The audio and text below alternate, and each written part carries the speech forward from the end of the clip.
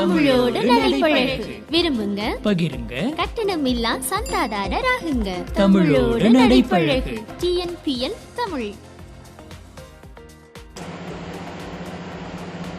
என்ன இட்லியா?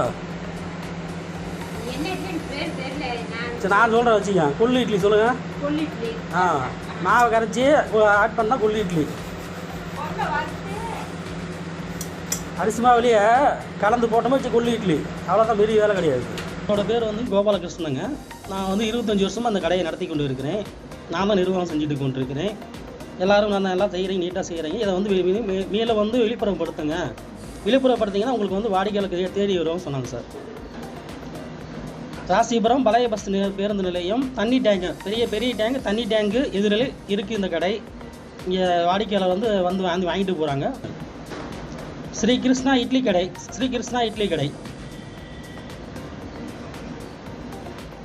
அதாவது பார்த்தீங்கன்னா இப்போ நாங்கள் தயாரிக்கிற டைம் காலையில் வந்து பார்த்தீங்கன்னா 8 மணிக்கு சார். 8 மணிக்கு ஆரம்பித்தா 11 மணி வரை இருக்குங்க சார். சாயங்காலம் பார்த்தீங்கன்னா 6 மணிக்கு ஆரம்பிச்சிருங்க. 6 மணிக்கு ஆரம்பித்தா மணி 9 மணி வரை இருக்குங்க. எல்லாமே சூடாக தான் தருவோங்க சார். நீங்கள் வந்தீங்கன்னா பாத்திரம் கொண்டு வந்து அவங்களும் வாங்கிட்டு போகிறாங்க சார்.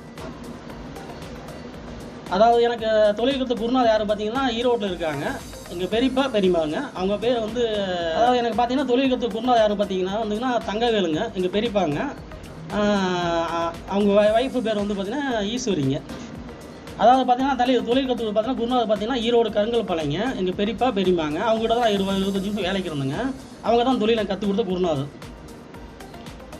அதாவது பார்த்தீங்கன்னா ராசிபுரம் பழைய பஸ் ஸ்டாண்டு தண்ணி டேங்கு எதிரில் இந்த கடை இருக்குதுங்க. இந்த கடையை வந்து 25 ஆண்டும் நாங்கள் நடத்தி கொண்டு இருக்கிறோம். ஒரே இடத்துல நடத்தி கொண்டு இருக்கிறோம். வேறு எந்த இடத்துலையும் பழைய பஸ் ஸ்டாண்டு மாறலைங்க.